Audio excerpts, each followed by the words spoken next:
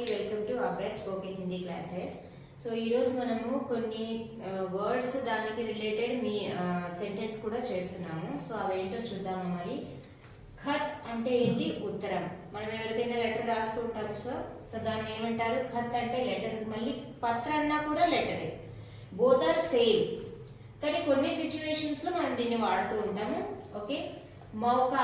Mauka అంటే ఏంటి? అవకాశం. మనకి ఏదైనా అవకాశం వచ్చినప్పుడు మాట్లాడాలి కదా, సో అవకాశం ఇవ్వు అంటాం కదా. అవకాశం అంటే ఏమంటారు? మౌకా. పూచనా. పూచనా అంటే అడగడం. పూచనా అంటే ఏంటి?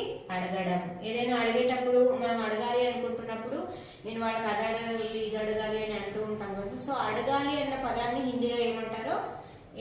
పూచనా. గాలిదేనా.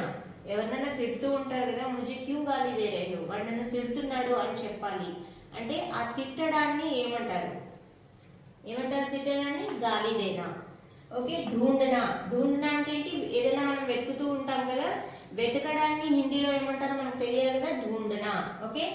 ఫేంకనా. ఫేంకనా అంటే ఏంటి? విసిరేయడం. ఏదైనా పడేయడము విసిరేయడం ఉంటాయి కదా, సో దాన్ని మనము ఫేంకనా అంటాము. బులానా. బులానా అంటే పిలవడం.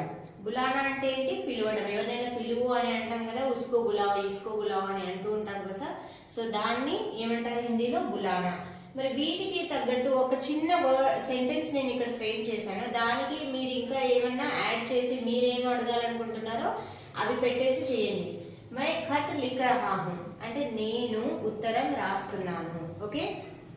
ముజే ఏక్ మౌకా దీజియే, నాకు ఒక్క ఛాన్స్ ఇవ్వవా అంటాం కదా, సో దాన్ని ఏమంటారు? ముజే ఏక్ మౌకా దీజియే అంటే నాకు ఒక్క అవకాశము ఇవ్వండి అని.